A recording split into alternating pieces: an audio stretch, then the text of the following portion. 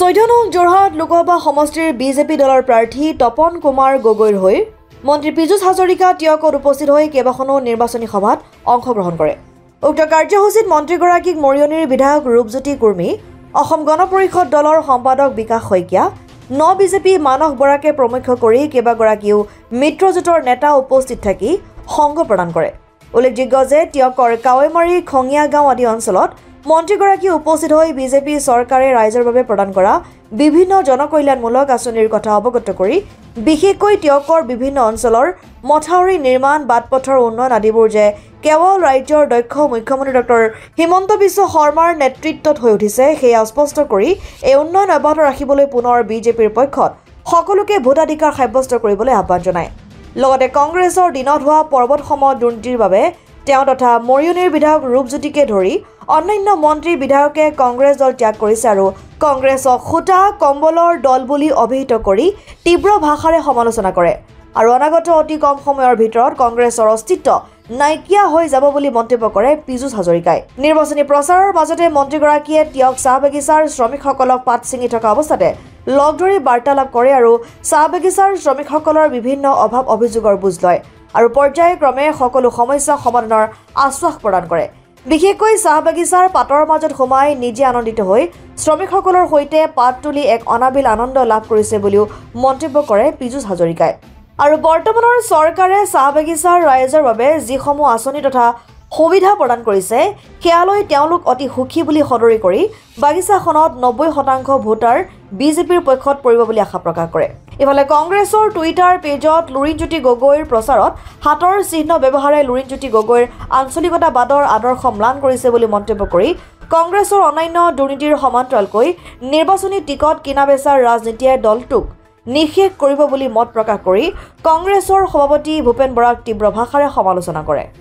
বানপানীৰ সমস্যা কি আছিল? এতিয়া মই বানপানী নিয়ন্ত্ৰণ মন্ত্ৰী মই দৃঢ়তাৰে ক'ব পাৰোঁ যে 70% 80% ধেমাজি জিলাত বানপানী নিয়ন্ত্ৰণ হৈছে, লখিমপুৰত বানপানী নিয়ন্ত্ৰণ হৈছে, মাজুলীত নিয়ন্ত্ৰণ হৈছে, মৰিগাঁৱত 90% নিয়ন্ত্ৰণ হৈছে। গতিকে আমি অসমৰ সমস্যাসমূহ নাইকিয়া কৰিব খুজিছোঁ আৰু 1 লাখ চাকৰি দিলোঁ। প্ৰায় কোনোৱে ক'ব নোৱাৰে যে ক'ৰবাত 2 টকা লৈ কোনোবাই চাকৰি দিলে। আমি এই ধাৰণাবিলাক নাইকিয়া কৰি দিলোঁ যে চাকৰি দিলে টকা দিব লাগে, এই ধাৰণাবিলাক নাইকিয়া কৰি দিলোঁ। ঠিক এইবিলাকৰ কাৰণেই খুটা কম্বল পাৰ্টিক ৰাইজে ভোট নিদিয়ে। কংগ্ৰেছ মানে খুটা কম্বল আঁঠুৱা পাৰ্টি, খুটা কম্বল আঁঠুৱা পাৰ্টিক আৰু ৰাইজে ভোট নিদিয়ে। আমি অৰুণোদয় দিওঁ, আমি মহিলাক উদ্যমিতা আঁচনিৰ যোগেদি লাখপতি বাইদেউ কৰিবলৈকে প্ৰয়াস কৰিছোঁ। আমাৰ যুৱক যুৱতীসকলক আমি আত্মনিৰ্ভৰ অসমৰ যোগেদি আত্মনিৰ্ভৰ কৰিব বিচাৰিছোঁ। আৰু সকলোতকৈ ডাঙৰ কথা, আমি ডাঙৰ ডাঙৰ ইণ্ডাষ্ট্ৰী হিমন্ত বিশ্ব শৰ্মা ডাঙৰীৰ নেতৃত্বত অসমলৈকে আনিবলৈকে প্ৰয়াস কৰিছিলোঁ আৰু আমি ছাকচেছ হৈছোঁ। গতিকে এইবিলাক কাৰণতে ৰাইজে আমাক ভোট দিব। চাহ শিল্প অসমৰ সকলোতকৈ গুৰুত্বপূৰ্ণ এটা ইণ্ডাষ্ট্ৰী আৰু অসমৰ কাৰণে গৌৰৱো। অসমৰ চাহৰ যিমান মেৰিট বা যিমান পপুলাৰিটি ৱৰ্ল্ডত আছে, বেলেগ দেশৰ চাহৰ ইমান পপুলাৰিটি নাই। গতিকে অসমীয়া হৈ চাহৰ কাৰণে বা চাহ শিল্পৰ কাৰণে মই সদায় গৌৰৱী, এজন গৌৰৱী অসমীয়া। কিন্তু কেতিয়াও মই চাহপাত কেনেকৈ তোলে, মই কেতিয়াও পাত কেনেকৈ তোলে মই দেখা নাছিলোঁ। যিহেতু আমাৰ ফালে বাগান কম, মোৰ সমষ্টিত এখন বাগান আছে, গতিকে মই দেখা নাছিলোঁ।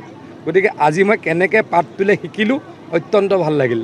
মহিলাকেইগৰাকীৰ লগত মই আলাপ আলোচনা কৰিলোঁ, তেওঁলোকৰ সুখ দুখৰ কথা জানিলোঁ, চৰকাৰে তেওঁলোকক কেনেকৈ সহায় কৰিছে সেইখিনি ক'লে, আৰু কি কৰিব লাগিব তেওঁলোকেও আমাক ক'লে। ডেফিনেটলি কেইটামান কথা মই মুখ্যমন্ত্ৰী ডাঙৰীয়াক ক'ম। কিন্তু অত্যন্ত ভাল লাগিল, বাগানৰ পৰিৱেশ এনেই ভাল লগা, তাতে মই পাত তুলিবলৈ পাই অত্যন্ত সুখী হৈছোঁ আৰু মানুহকেইজনীৰ লগত ইণ্টাৰেকশ্যন কৰি অত্যন্ত সুখী হ'লোঁ। নতুন এক্সপিৰিয়েঞ্চ।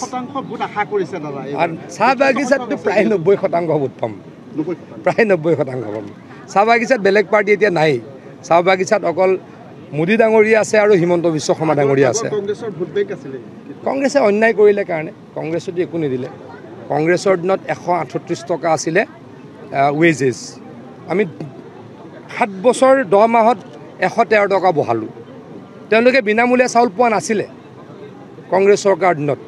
কংগ্ৰেছ চৰকাৰ দিনত মহিলাৰ সন্তান সম্ভৱ হ'লে 12,000 টকা পোৱা নাছিলে বাগানৰ মহিলাই। কংগ্ৰেছৰ দিনত 3% ৰিজাৰ্ভেশ্যন বাগানৰ ল'ৰাসকলৰ ছোৱালীসকলৰ কাৰণে চাকৰিত নাছিলে। কংগ্ৰেছৰ দিনত বাগানৰ লাইনৰ ৰাস্তা বনোৱাৰ দায়িত্ব কোনো লোৱা নাছিলে গতিকে আমি ইমানখিনি কৰিছোঁ কাৰণে প্ৰত্যেক বছৰে আমি এম্বুলেঞ্চ দিয়াৰ ব্যৱস্থা কৰোঁ ইমানখিনি কৰিছোঁ কাৰণে বাগানৰ ৰাইজে এতিয়া বিজেপিক ভাল পায় বিজেপিক সহায় কৰিব এই ভূপেন বৰা ডাঙৰীয়াই এখন নিজে কয় মই পইচা কামেই ভূপেন বৰা ডাঙৰীয়াই কয় মই চান্দা তুলিমেই গতিকে ভূপেন বৰাই নিজে কয় যেতিয়া আৰু মোৰ কিবা উত্তৰ দিব লগা আছে নেকি ডেইলি কয় মই পইচা খামেই মই চান্দা তুলিমেই মই টিকট দি হ'লেও পইচা ল'মেই গতিকে ভূপেন বৰাই নিজে কয় গতিকে দুৰ্নীতিপৰায়ণ ব্যক্তি বুলি তেওঁ নিজে স্বীকাৰ কৰাৰ পাছত মোৰ ক'ব লগা বিশেষ একো নাথাকে